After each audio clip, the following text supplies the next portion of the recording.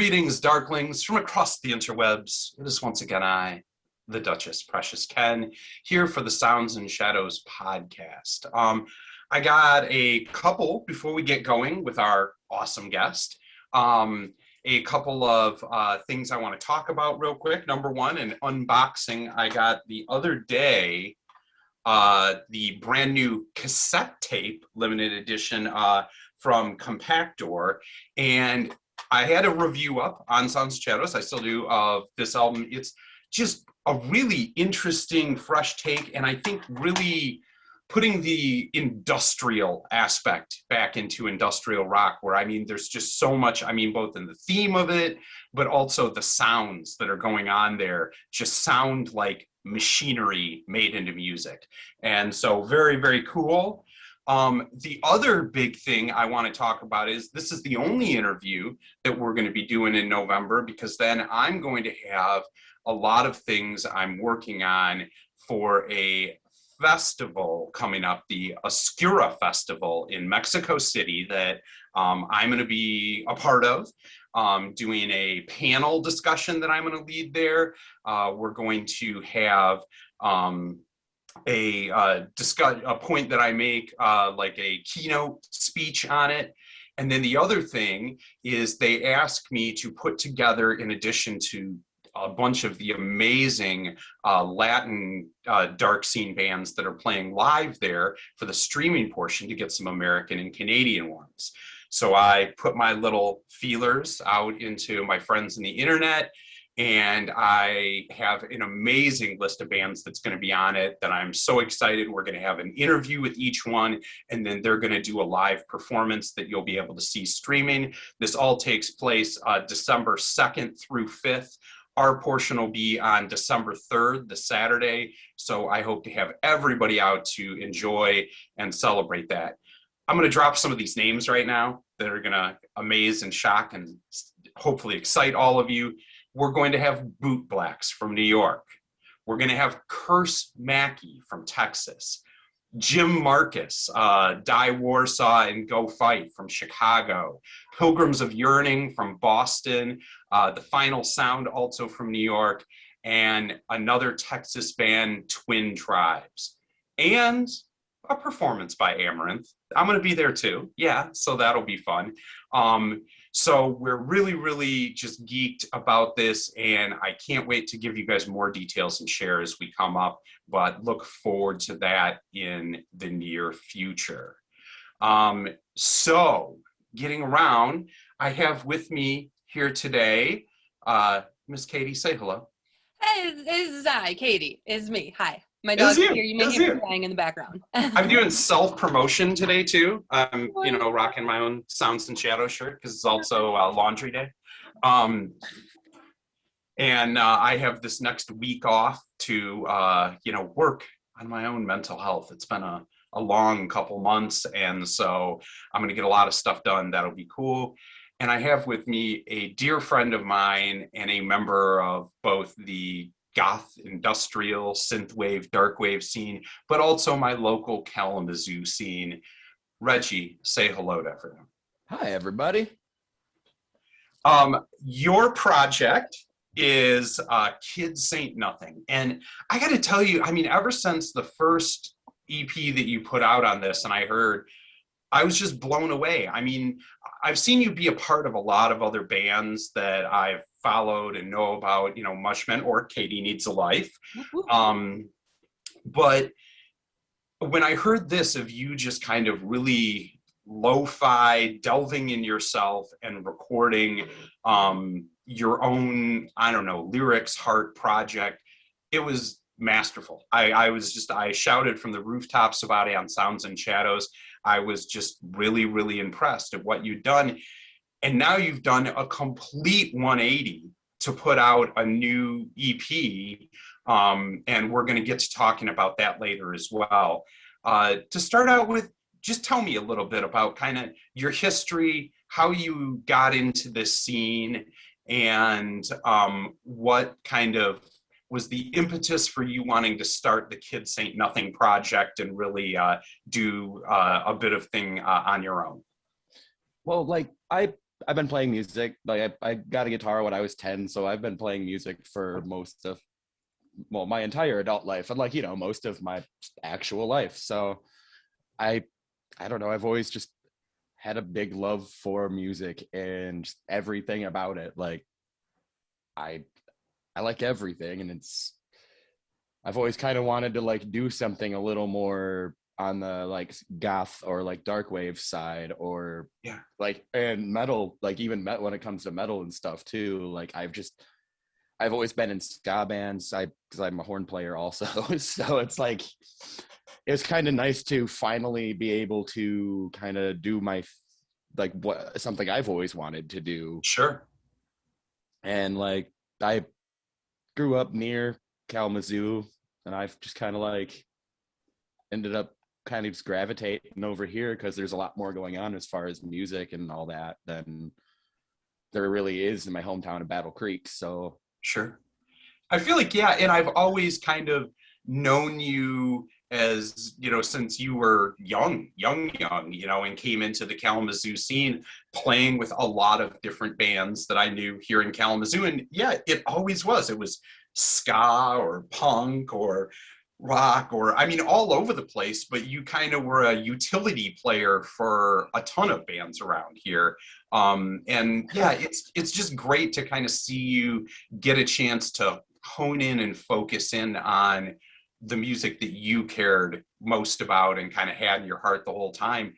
And it really bleeds through the, just, I don't know, genuine nature of it in the lyrics and how you're, because I mean, for me, like this newest one with a lot of metal edge to it, probably would be a little harder than what I'm, you know, my cup of cocoa, what I'm used to. But I found in this, like, even though it kind of had that harsh metal vocals in a lot of parts, I still understand you really clearly, and kind of the concepts and poetry of it came across in spite of the fact that you were like, rah, you know, and I think that's beautiful. And I love, it's usually the kind of metal that I can absorb, because as a singer, I don't know, to me, like I need to be able to hear and understand to feel connected to music a lot of times. Oh, for sure. I'm also just a weird noise kid too, so I've always loved noise rock. So it's like I like when you can understand like what's going on, but at the same time, I also love like just absolute fucking chaos, and it's fun. So tell me a little bit about so this new EP that you just put out and we reviewed on Sounds and Shadows is called Disgust, for Kid.Saint.Nothing, and it's on Bandcamp. Tell me kind of what's going on, because this really struck a chord with me, and I think for a lot of people right now, just, I don't know, the post-capitalist, you know, crumbling world that we're all feeling right now, there's such a tone of that in it. What kind of was the core inspiration behind wanting to do this EP? I kind of like came up with some of the concepts like last year when COVID was like hitting hard and I was like not working, and then everything with like Trump and Black Lives Matter and just all of that stuff going on last year. Like there's a lot of heavy stuff just going on, and it kind of took me a while to finally be able to like word everything in a way that I felt was like meaningful, more or less. Yeah. Like it's kind of like a nightmare hellscape. It's and that's a lot to process and then try and put into words that make any sense to anyone, for sure. Oh yeah. And that's kind of like, I wanted to just I like the word, I went with the word disgust because I felt like it was a good one, but I was like, I wanted to write something kind of just based more off of a specific mood than like going for like a genre or something. Like I just wanted to like convey my, well, disgust for a lot of things going on. So in addition to kind of the lyrical tone and I mean what you're saying in it, and also, like I said, the really cool delivery with the venom that you really had in a lot of where you were kind of screeching out these ideas, why the change over to metal? because the last album was a lot more, or the one before that, new wave in a feel, or dark wave or something like that. But this one, had just banging, smashing teeth, almost, a little new metal in parts, a little, like old school. And it definitely kept that edge. What made you want to switch over to that tone? Well, growing up, I've always I've always loved hardcore punk and metal growing up. And I've just never really in my life been a part of a project like that. And I've always really wanted to. So I figured if I'm not gonna, be in a metal band, I might as well just be a metal band. There you go. So I think that leads you in well. I like that. Take me through because you're very DIY in this process and wanting to, like you said, it's all you pretty much, coming in there and working on it. What does it look like for you to write a new song? Like, how do you start out? Is it you on an acoustic guitar coming up with the idea, then adding in this parts? How are you recording it? When do you add in lyrics? Take me through a little bit, kind of what a Kid.Saint.Nothing song process looks like. So it's a little weird. I used that to. makes sense because you're a little weird. Oh yeah. So I used to when I was writing songs before, I used to just I'd sit down with an acoustic and stuff. But since I've started this project, I've actually been writing a lot more on synthesizers, and like a lot of times what I end up doing first is I lay down drums. Like I don't even have an idea for a chord progression. I don't have an idea for a melody. I just find like a rhythm that I want to mess with, and then it's I'll kind of add more layers in. And then I'll just plug in my guitar and see what happens.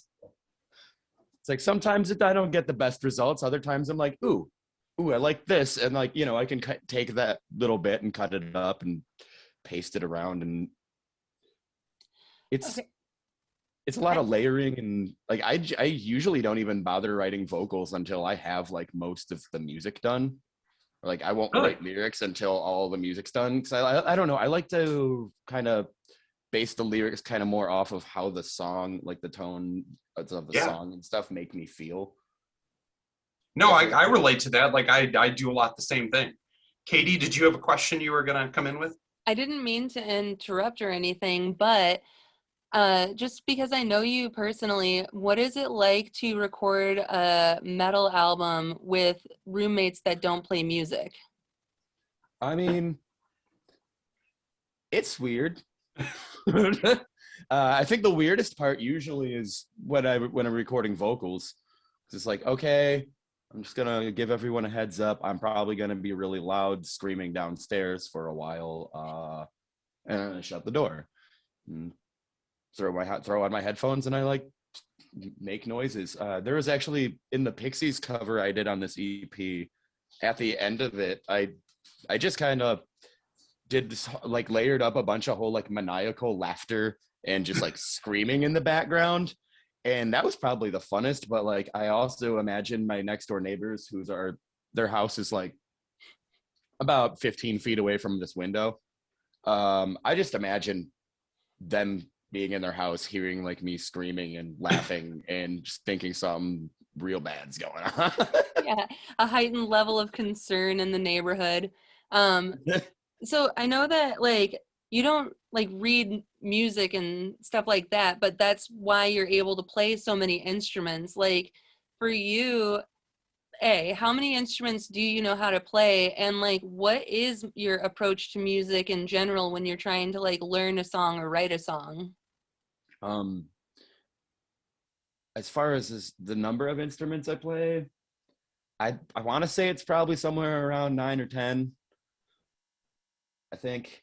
And just so everybody knows, these are instruments that they play well. It's not they just can pick up an instrument and toot it or whatever. It's this is stuff that Reggi plays well. We can subtract trumpet out of there, and I also probably wouldn't say I play drums very well. I'm decent at programming them.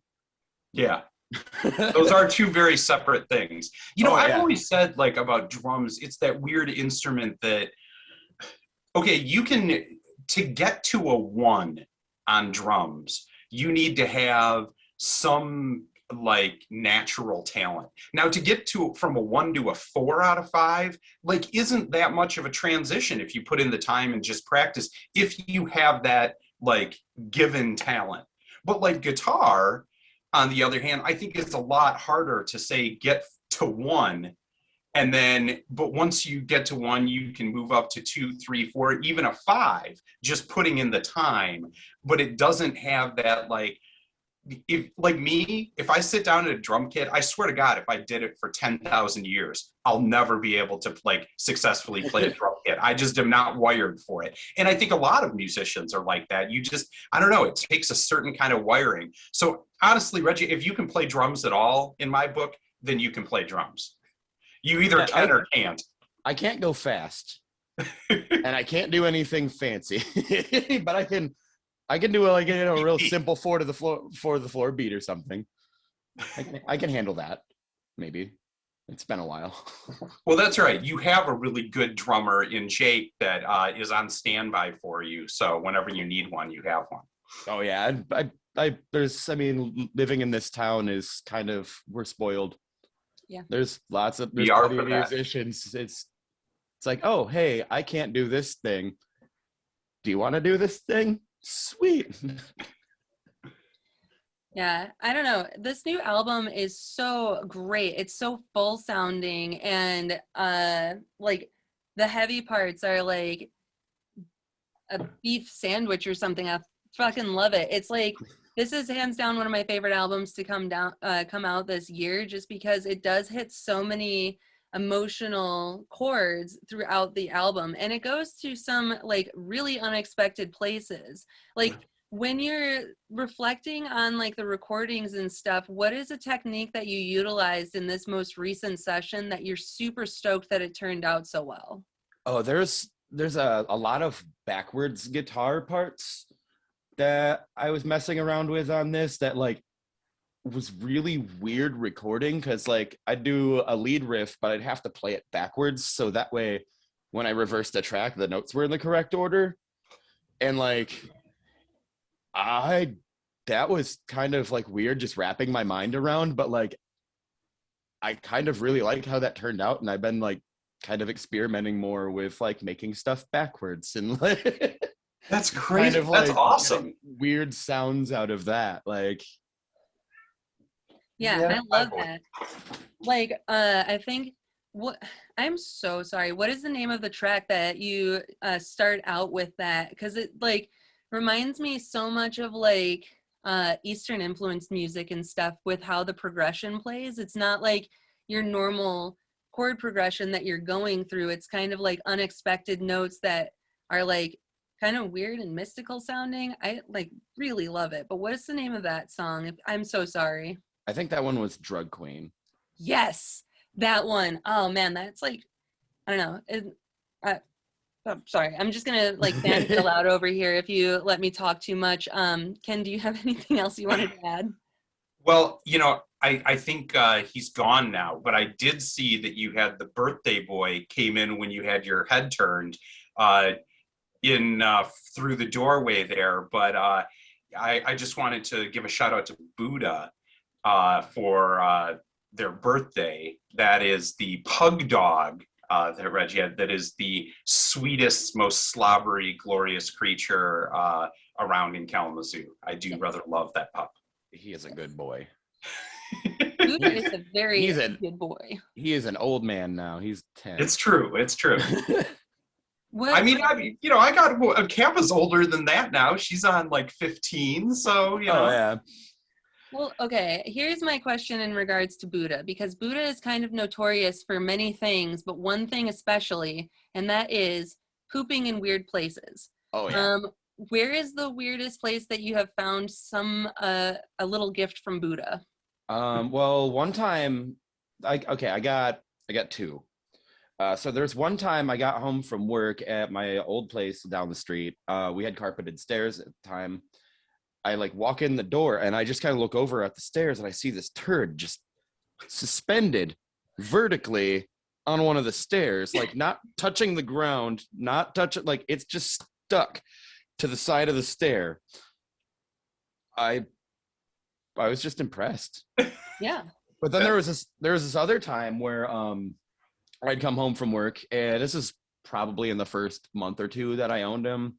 So his separation anxiety was a little more of a thing. And I got home from work, and my acoustic guitar had been knocked over onto my bed, and then there's just a pile of shit on the acoustic guitar.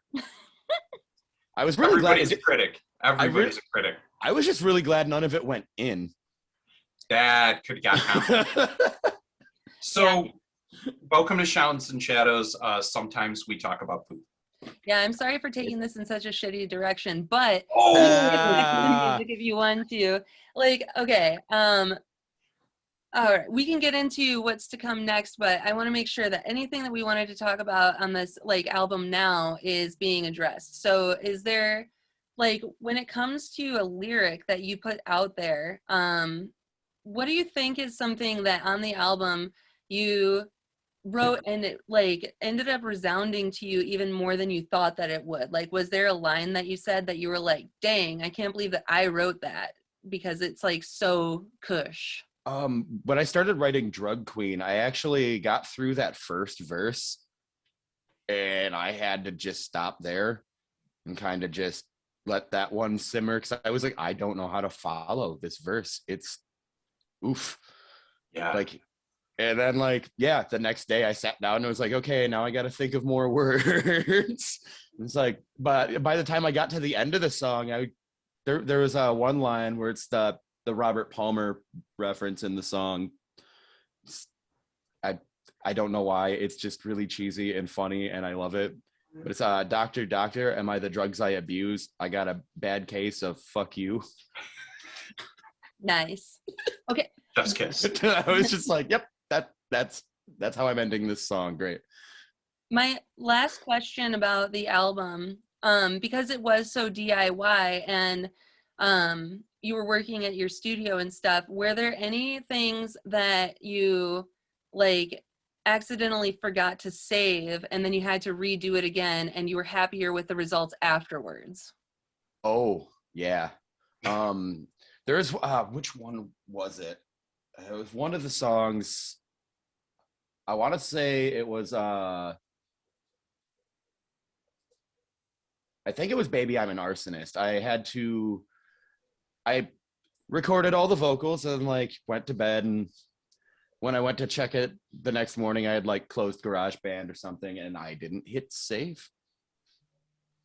And I kind of was like, oh, well, looks like I gotta re-record all those vocals. But I honestly, when I re-recorded them, I liked how they turned out better the second time. So I just kind of, it worked out.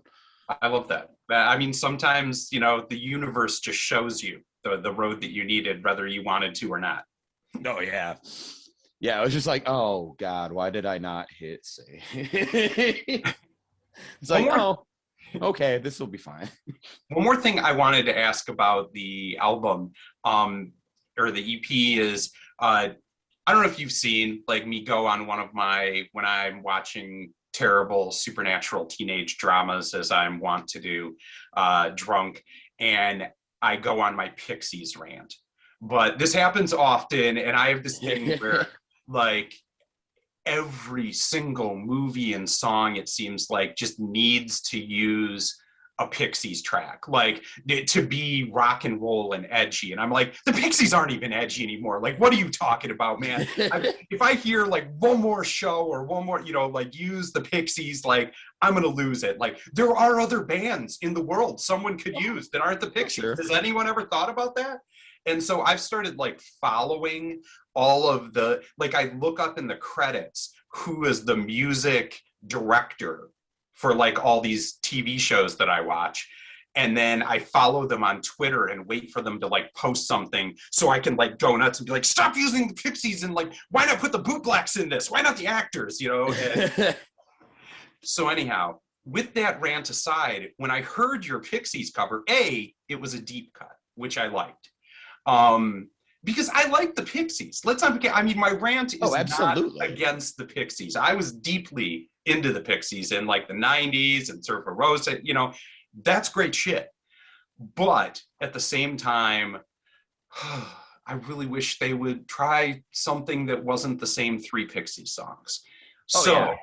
what was it that led you where you were like, of anything that you could have done for this EP to put in there as a cover, you wanted to do this song by the Pixies? Why?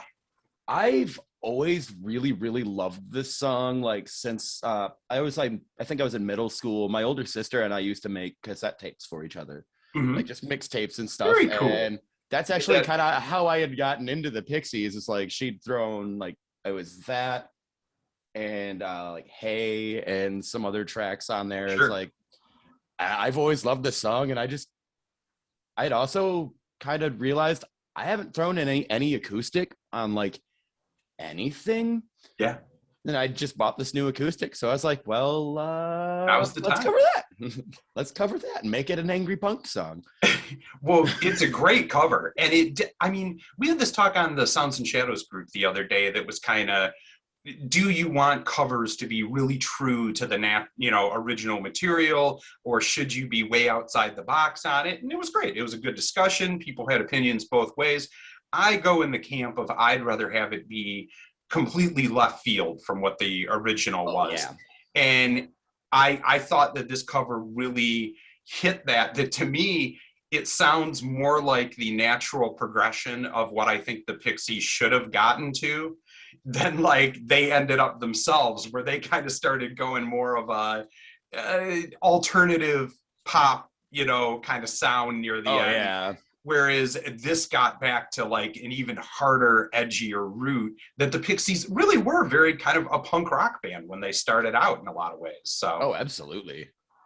Yeah, I've always loved the weird, like the weirder the bands, the better. I've always had a big soft spot for like very like what's the word? Like different vocalists, I guess. Like yeah, sure. Like I don't want them to like not be able to sing, but like their voice doesn't have to be pretty. I'm right there with you. always the Tom Waits, the Shane McGowans, like stuff like that is not traditionally pretty, but like because it's eclectic and different is part of what makes it great. Oh yeah. Okay, so we've come to the kind of end of our interview here. And I apologize. I am so sorry that we couldn't get more into the details, but I promise we'll have you on again. This is I don't mean to be stealing your question, but one of the things about Sounds and Shadows is that we are a music review page, first and foremost. So we like to ask the artists that we are working with, what are some things that you're listening to right now that you would like to plug during your interview? So there's this really, really great, like kind of more noise band called Thank. They put out a new album called Thankology this year, and it's wild. It's just a lot of like synthesizer, a lot of just raw emotion, and it slaps. Very cool. But then there's also probably still one of my favorite albums to come out this year. I feel you guys are both familiar with Viagra Boys, correct? I am, yes. Welfare Jazz was so good. Yeah. It's that band is just kind of wacky and fun, and it's like good happy time music. Yeah. But then like I've also kind of been listening to a lot of newer hip hop and stuff, because I kind of just been getting to that point, like when my mid-30s, where it's like, okay, I need to like branch out and listen to new music, because like I don't want to be one of those old people that just like, I'm stuck in my ways, I still listen to new metal and stuff. And it's like, I actually do very much still listen to new metal, but like, I don't know, I want to I kind of like feel like, you know, when we grow up, we kind of feel like we're becoming less relevant, and I don't. That's scary. Thank you for making me feel old right there, Reggie, because new metal was like after my time. And you're like, I don't want to be one of those people stuck back in the day in new metal that happened 10 years after Ken was really listening to, you know, no, that's cool. Thanks for that. I appreciate that. You know, that's what I'm here for. Okay. With at the end of the interview, we like to spin out to one of your tracks. What song off of your EP would you like us to showcase after we're done with the interview? I guess Drug Queen. That one's. It's my favorite. That one slaps. It's yeah, a good it one. slaps. I mean, for the record, I'm Sleep and Destroy. That's my favorite. Ooh. But, you know, there's just something about, I don't know, kind of like you said, like the mixture between like new metal-ish edge, but like kind of gets a little more soft, you know, and I don't know. That was my favorite. But Drug Queen is a jam as well. And Sleep and Destroy is also a solid one. I like that one a lot too. All right, I'm gonna flip a coin, and whichever one wins is gonna end this interview. Wait, do I have it right here? Or did Rachel clean my office? I had my curse coin. Dang it. I don't know what she did with it. I got a Nerf dart. It's like a coin. But that's right. You have 2-1. We should go with your pick. There's 2 votes. This is a democracy. We're a democracy here. I have a pick. You know, I can flip a pick. Okay, flip a pick. Okay, so if it lands on the Dunlop side up, then it's Drug Queen. Okay. If not, you know what it is. It's Drug Queen. Drug Queen. Bam. Okay. All right. It has been a true pleasure having you on, my friend. I will talk to you soon. I'm really geeked for you on this, and I'm glad to see you back kind of getting active again in the Sounds and Shadows group. And I want to get your music in front of people. They need to hear it. It is amazing, and I look forward to big things for you in the future. Well, I appreciate you having me on. I appreciate everything you do for the scene and everything, Ken. Like you're Yeah, I have my moments. Wonderful. Well, before we part ways, is there anything coming up, or are you planning on releasing any more music that you want to kind of put out there that people can look for? I mean, I'm kind of just at the point now where I got that one done. Now I'm kind of recalibrating and see what other weird direction I want to go in. Because that's always interesting. Yeah. I just learned something about myself, and that's that I don't need to wear lipstick anymore. I'm just going to drink this beet juice. And it has the same approximate effect. I wore lipstick last night for like the first time in a long time. It was nice. Yeah. Right. So this is Kid.Saint.Nothing with the track Drug Queen. And for all of you out there in interweb land, keep it dark, yo.